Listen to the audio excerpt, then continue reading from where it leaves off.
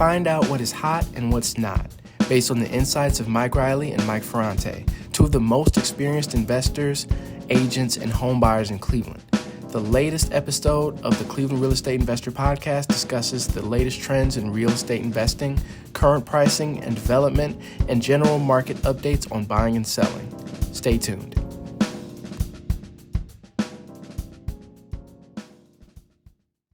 Hi, everybody. This is Mike Reilly with, once again, my caffeinated partner, Mike Ferrante of Century 21. Mike, how you doing? Fantastic, Mike. Great to be here. And I know you're about to put the apron on to cook tonight's dinner at the, I'm going to start calling your house the senior retirement center, the 5 o'clock dinner. 5 o'clock dinner, yeah. Probably Okay. be a little late today. Hopefully my wife doesn't get too hangry. I told you, popcorn will satiate that for a good by another 30 minutes. So we're starting to run into some social problems lately. We call people about, they want us to get together for dinner and they're like 6 o'clock. I'm like, what? No, we're not going out for dinner at 6. Yeah, that's not happening. So I could see 7:30. But not 6 o'clock. But yeah. Be that as it may, everybody, you guys get up at the crack of dawn, tending the chickens, right?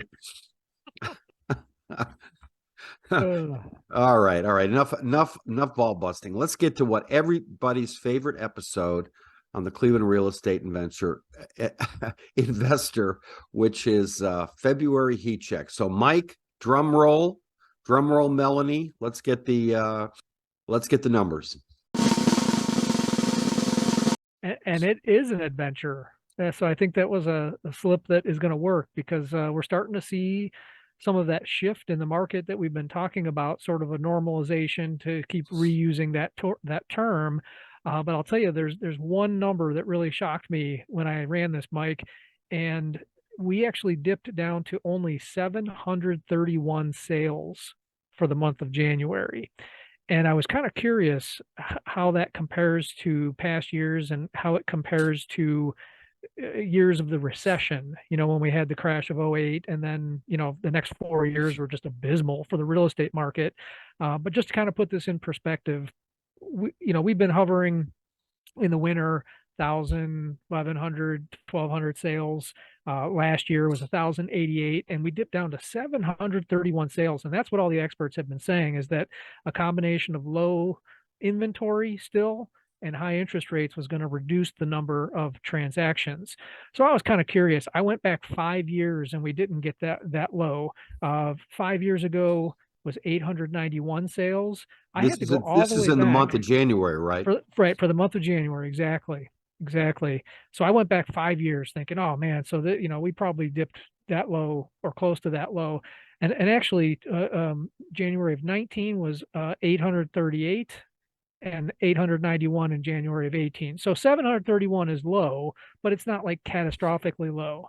And the reason I'm saying that is I went back to the year 2011, when we're in the throes of the recession, right? It's as bad as it's going to get, pretty much. January of 2011, 485 sales. That's how low we got. So that is considered the bottom, right? When you get down. Oh my God, yeah. I mean, we were dying. Agents were leaving the business. Homes were taking 6 to 12 months to sell, if they could even sell at all. So all the doomsayers out there, saying, oh, we're going to see these low numbers, yes, it is lower than it was. And until the inventory problem is sorted out, which is not going to be a quick fix, these increasingly high interest rates are going to keep buyers out of the market, and it's going to reduce the number of sales. What was the number of sales January of last year? 1,088. Wow. Yep. So it's and it stays pretty 30% drop. Yeah. 731. Yeah, almost a 30% drop. And just to give you an idea, going back the year before that, 20 was 918. Year before that was 838. But keep in mind, when we start talking about January of 21, that's the right in the heart of this COVID. crazy hot market that we had. Well, but prior to COVID, the only month that really took a hit, we had 2 months that really took a hit during COVID, and that was March and April. By May, June, July more than made up for the number of sales we lost when COVID was at its height. Right. And people were going outside. That's right. Yeah. Yeah, they were comfortable being outside. They just didn't want to be inside Right. somebody's house. I can see that. So, all right. So what's the number? 721? 731 sales last month. And when you Okay. compare it to the last 2 years, yeah, you're down 30%. But the last 2 years are almost like throwaway. You just have to I say, know. wow, that was an anomaly. The normal number of sales for January's is 918, 838, 891. So Okay. when you look at 731, it's not a 30% drop. It's more like a 15% drop in number of sales. Do you think the average buyer is thinking to themselves, I got to figure out what's going on with interest rates before I jump into the pool? Or is it just that, the boom buying has run its course and there's not as many buyers out there? Definitely fewer buyers. Your average buyer is scratching their heads saying a couple of things. First of all, do I even want to buy a house now? Because they have this remorse over saying, gosh, 8 months ago, I could have got a 3 or a 3.5% rate. Now I'm going to pay, well, they got back down to close to 6. But, they're hovering between 6 and 7. So rates are double what they could have got last year. So there's this remorse. But then the second part of it is you've got a bunch of people who want to move up, but they're sitting on a house, maybe 7 years into a mortgage, and they're saying, gosh, I'm going to go buy a house and have a 6.5% mortgage. I'm sitting on 3.5%. Am I really going to do that? So they have this, they're hanging on to this low mortgage they have, thinking, do I really want to make this move? Now, are you speculating or are you actually talking to potential buyers? Oh, we hear this all the time, and I'm Okay. not just talking Cleveland here. This is the same problem that real estate professionals all over the country are And having. this is what buyers are telling them. I'm not exactly sure I wanna. I've got a great mortgage and why move? Is that That's what they're right. saying? Okay. Exactly. They're saying I'd like to move, but is the motivation for moving strong enough to make me give up this low mortgage I have and buy a house at a higher rate, and I'm getting less house than I could have got a year ago. They still have that FOMO of, oh man, I could have done this last year and now I can only afford 400 instead of 500 and I can't quite get the house that I wanted. Right. Right. I see. Well, but prices are coming down from where they were a year ago, aren't they? Well, so that's another number that we look at. Great segue, Mr. Reilly. So everyone is thinking, well, prices are going to start crashing because the number of They're not transactions fall. crashing. They're not crashing. Correct. Not crashing, but they are dropping.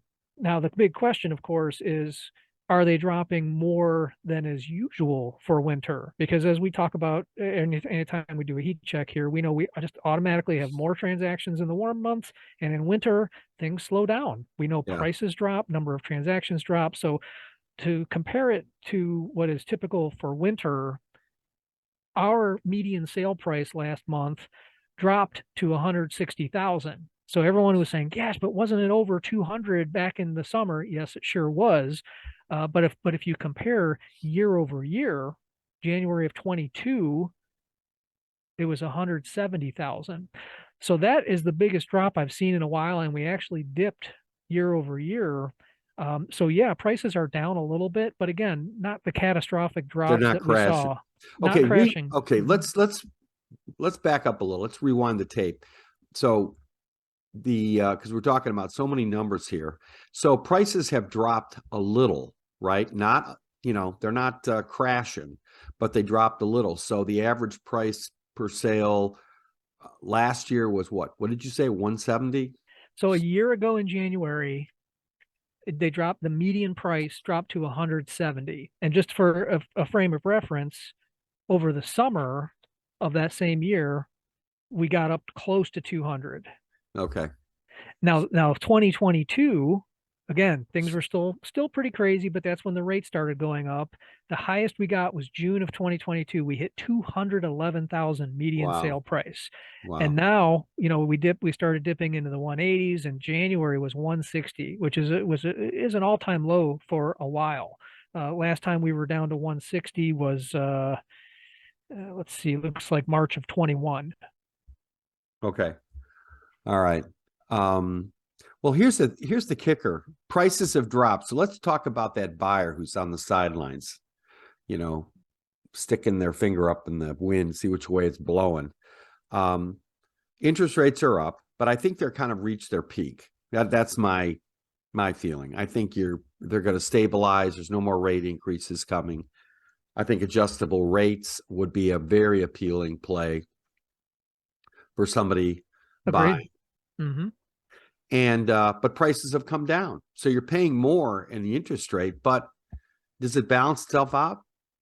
Because the I think house you were so. going to buy is down. Well, yeah, and the other part of this was all these buyers who were getting shut out for the past 2 years, even if they were able to buy, they were all competing and driving that price so far up, going over the list price and giving away Right. the farm, no inspections, not asking for anything, paying appraisal gaps where even if the house didn't appraise, they would bring more cash. Now there's less competition. So you do have that relief.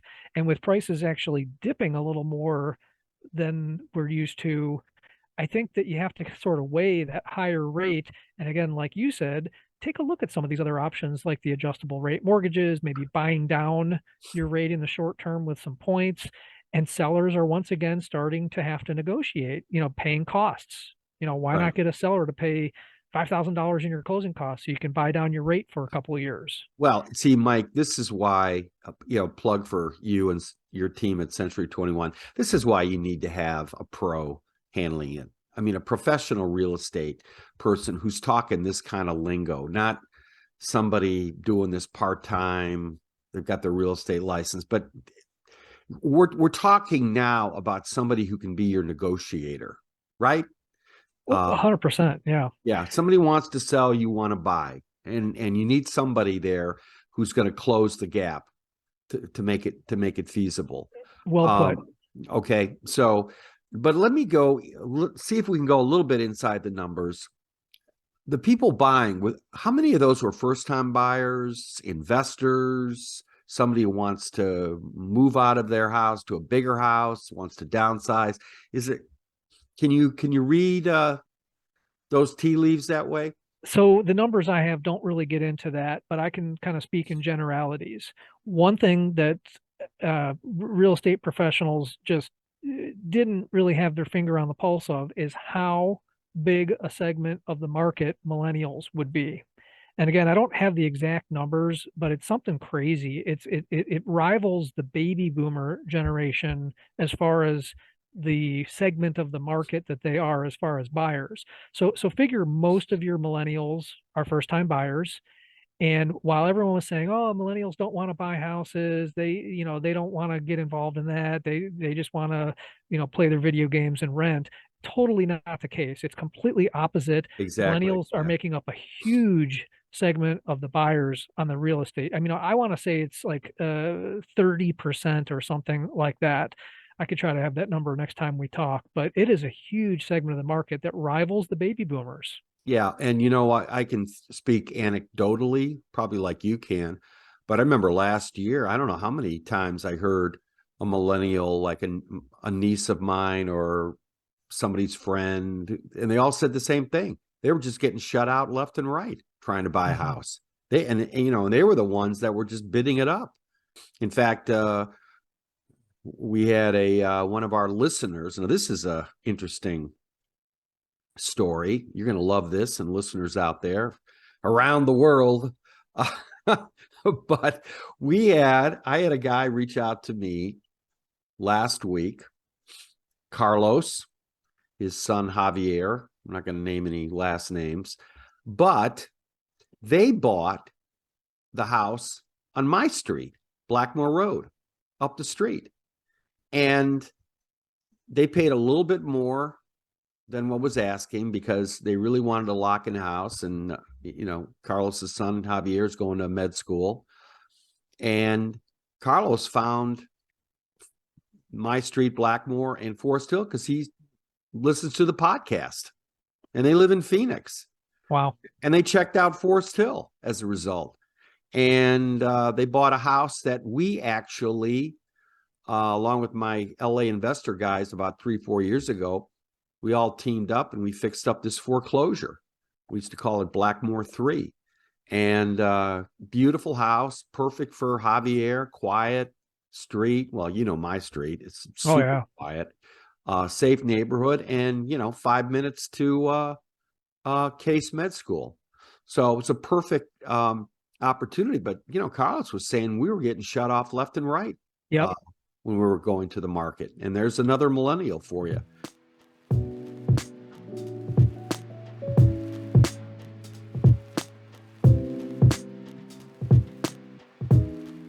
Hey, let's stop here. We got to pay some bills. 30 seconds, and we'll be back.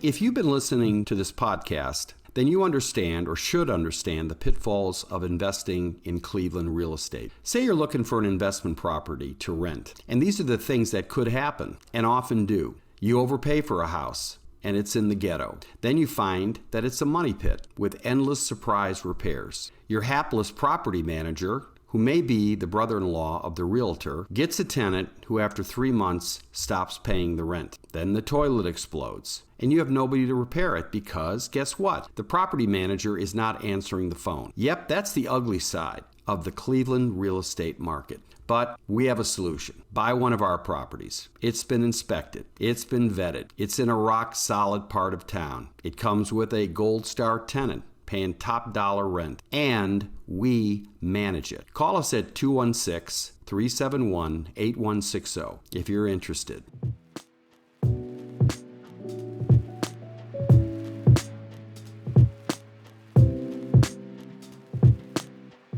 Yeah, actually, and I pulled through the power of the internet. I pulled up some National Association of Realtor stats.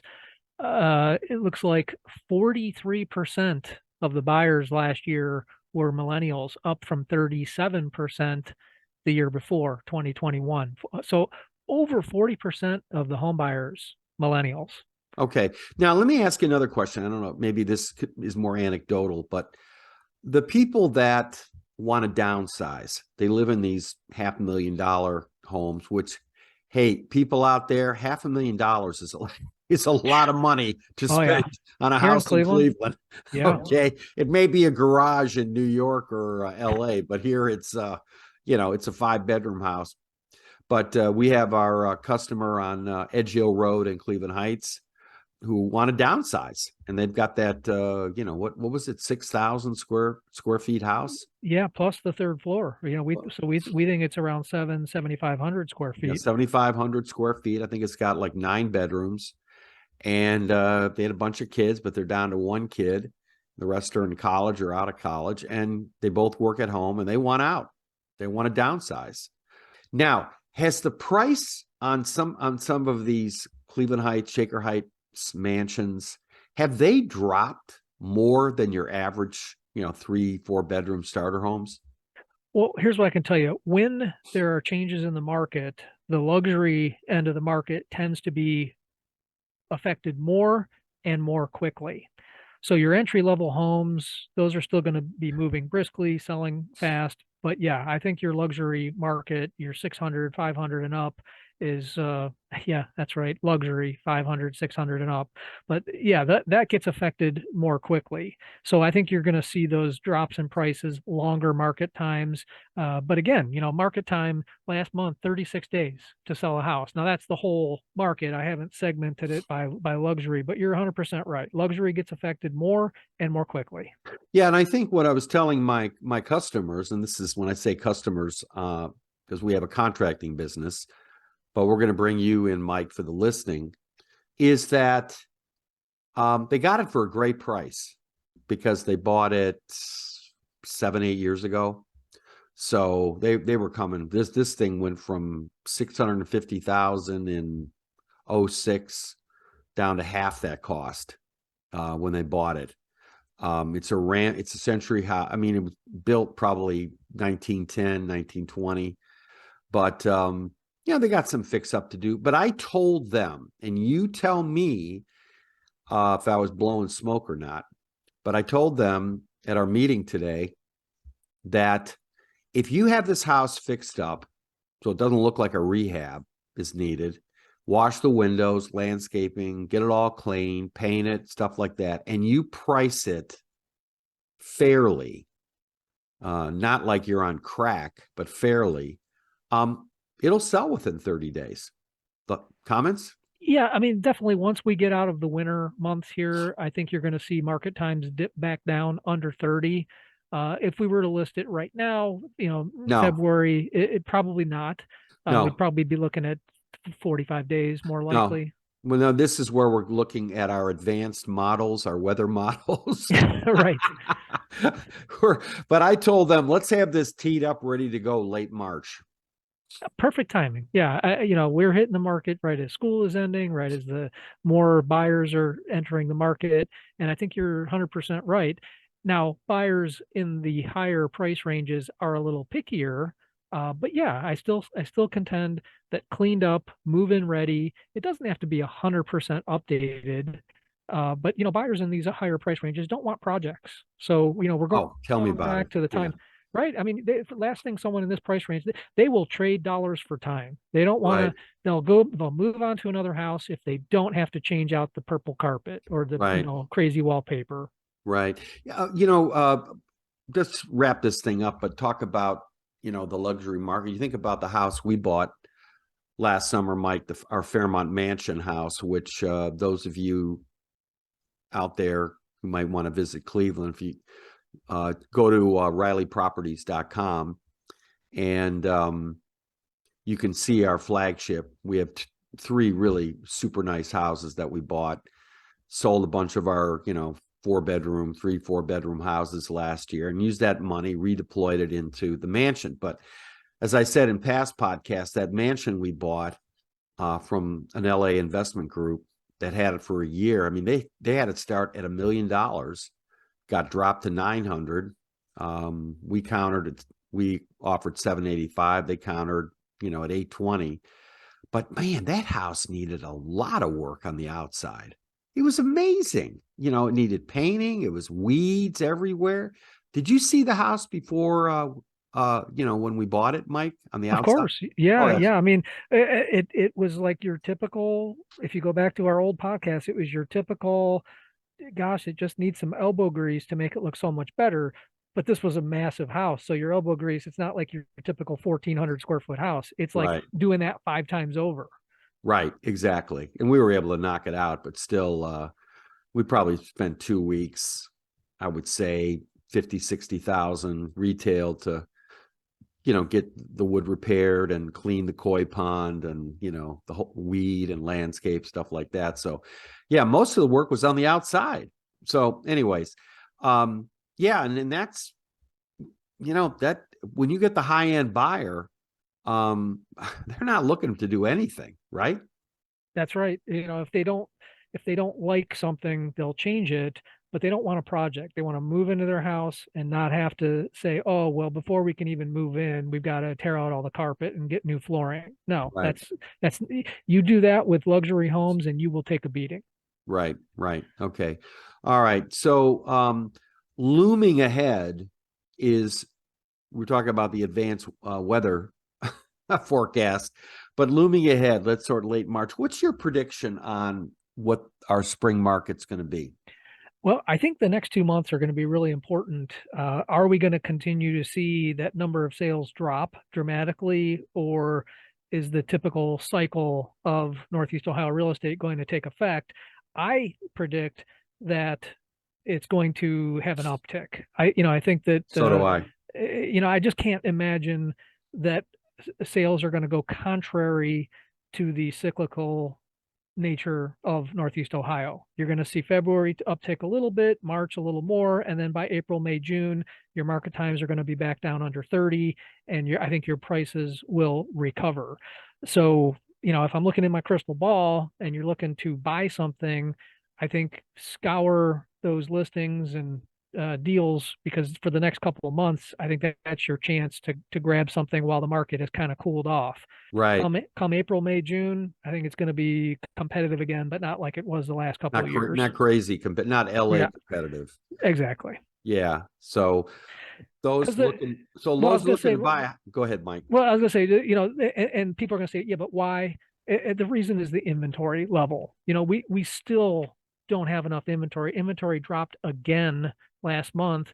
We're down to 2,170 listings, and where we really need to be is somewhere between 4 and 5, maybe 6,000 listings for there to be enough for the buyers that are out there. And that's, I say 4,000 because there's fewer buyers, but we're at like half the number of listings that we really need to be back to what we call a normal market here. Right. And that's putting a floor in the pricing. So this is a good time for you people looking to buy. Good time is now, because I think if you're thinking of buying a house, don't wait for the spring.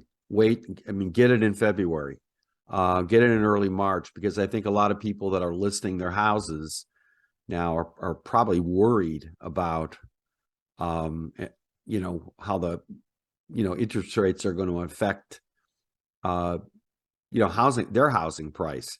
So this is a good time again, this is how we got into the, our mansion, because I think our LA group, and you dealt with their realtor, he was a very professional guy. I think they were saying, hey, we need to unload this before interest rates really knock our price down.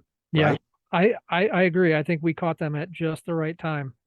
So, so buyers out there, it's time to buy.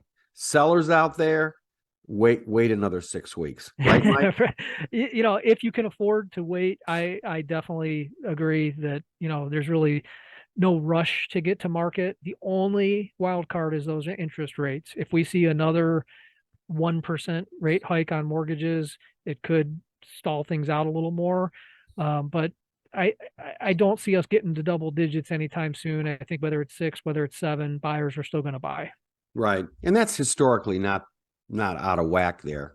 And if you get an adjustable rate, it's going to be more like 5, which is historically, I think, more the sweet spot, between 4 and 5. So, okay, Mike, next week, land contracts. We're going to spend a little bit of time talking about that, because we on our end at Reilly Painting and Contracting, ReillyProperties.com, we've got a couple of our long-term tenants who want to buy, and they walked away from their house. They got into one of our houses, and the goal was, okay, 3 years in purgatory. Now it's time to buy, and we're going to write a land contract, which is going to be their pathway to getting back into the home ownership.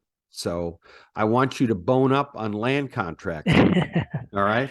We got real good at that during the crash, because we had all those reluctant landlords doing rent to owns and renting their properties out. Yeah, so they got screwed, those people, those rent to owns. So, but I'm not interested in getting screwed. But my tenants are really, really great people. So everybody's working together on this. But we're going to go through, dotting the I's, crossing the T's, and making sure that the people who are buying the land, who are the buyers, and we're the bank as the seller, have some major skin in the game. That's the key. So that was coming up, a very exciting episode for everybody. Meanwhile, February heat check. I'm looking outside. It's gray. It's cold. There's no leaves on the trees. I'm aching to get back to Florida.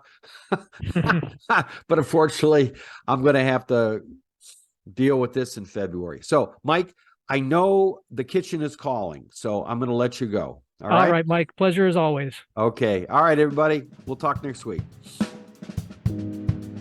Thank you for listening to the Cleveland Real Estate Investor Podcast with Mike Reilly. Please add our show or follow us on Spotify, Overcast, Apple Podcast, or Spotify. Leave a like or comment on the video. All engagement is appreciated. Subscribe to us on YouTube as well for video content coming soon. For any Cleveland listeners or Cleveland Browns fans, you can check out our other podcast, Cleveland Browns Anonymous, for our weekly group therapy session. This is also on all the same platforms as the Cleveland Real Estate Investor.